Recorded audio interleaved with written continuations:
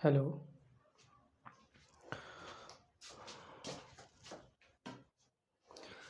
क्या आप त्रिभुजों के बारे में जानते हैं?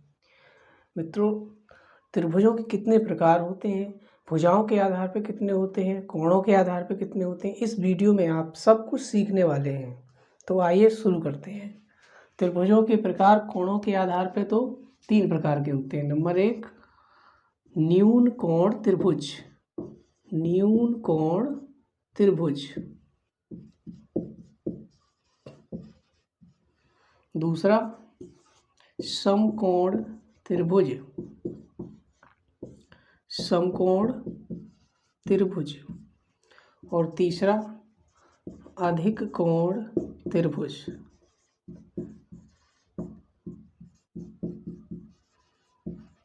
सबसे पहले न्यून कोण त्रिभुज। ऐसा त्रिभुज जिसमें कम से कम एक कोण 90 अंश से कम हो। जैसे ये सभी कोण 90 अंश से कम है, तो ये न्यून कोण त्रिभुज होगा। दूसरा नंबर आता है समकोण त्रिभुज का।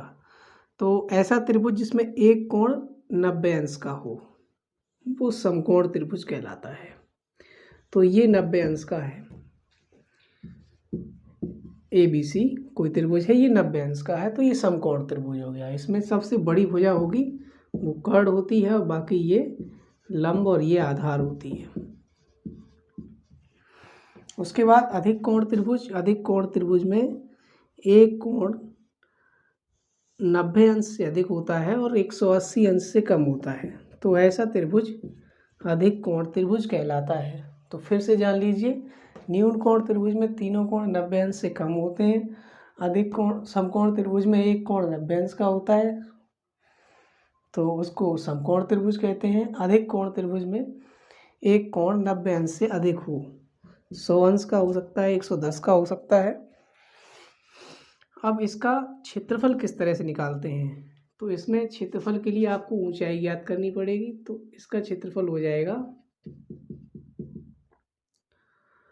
1/2 आधार इंटू ऊंचाई। इसका क्षेत्रफल 1/2 आधार इंटू लंब। और इसका क्षेत्रफल, इसके लिए आपको लंब ऊपर से इधर से इस भुजा को बढ़ा के गिराना पड़ेगा इस तरह से। तो इसका भी क्षेत्रफल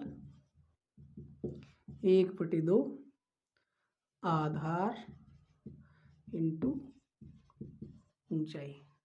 तो ये रहे कोणों के आधार पे 3 प्रकार के होते हैं, न्यून कोण त्रिभुज, समकोण त्रिभुज, अधिक कोण त्रिभुज। अब आते हैं भुजाओं के आधार पे कितने प्रकार के होते हैं त्रिभुज। तो भुजाओं के आधार पर भी 3 प्रकार के होते हैं। वो क्या है? नंबर 1 पे आ जाता है समबाहु त्रिभुज। समबाहु त्रिभुज। दूसरा, विषमबाहु त्रिभुज।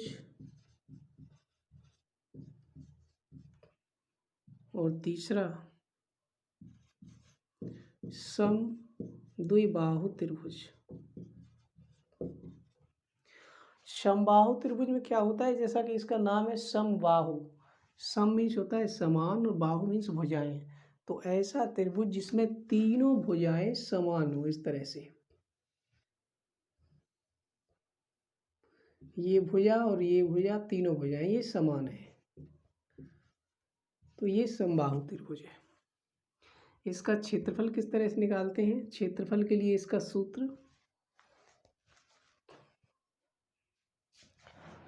क्षेत्रफल के लिए इसका सूत्र रहेगा √3/2 भुजा स्क्वायर।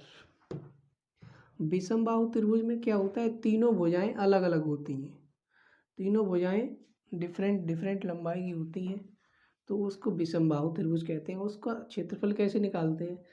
तो उसके लिए सबसे पहले मुझे अर्ध परिमाप निकालना पड़ेगा। अर्ध परिमाप,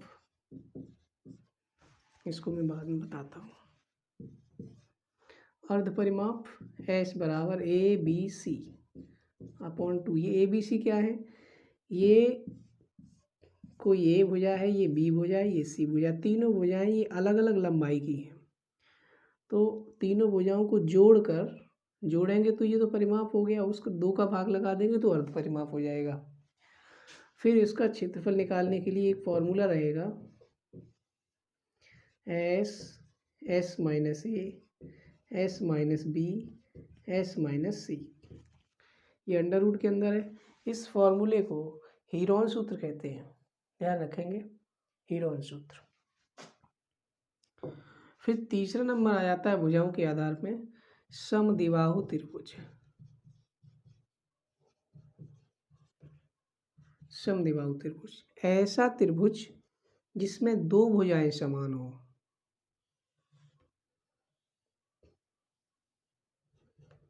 ये देख रहे हैं, इस त्रिभुज में 2 भुजाएं समान है, ये वाली और ये वाली।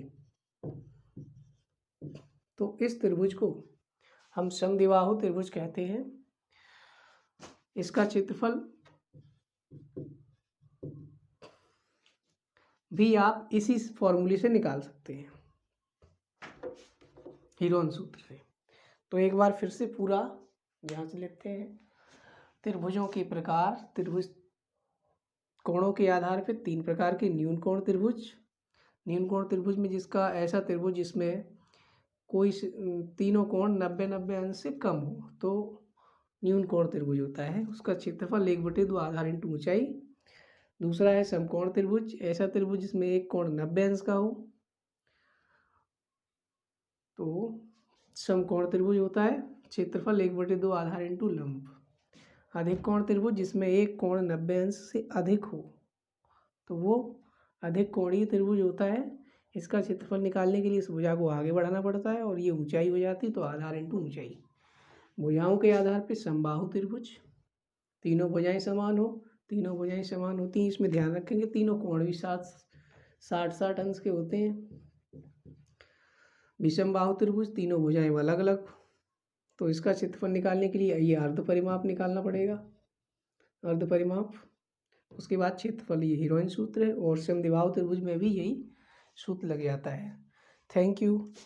तो ये वीडियो आपको किस प्रकार का लगा, त्रिभुजों के बारे में आप क्या सब कुछ कॉन्सेप्ट क्लियर हुआ या नहीं, हमें कमेंट करके अवश्य बताएं। यदि आप चैनल पर पहली बार हैं तो चैनल को सब्सक्राइब अवश्य कर लें, क्योंकि इस चैनल पे आपके मैथ से संबंधित बहुत अच्छी अच्छी ट्रिक्स आने वाली हैं। धन्यवाद।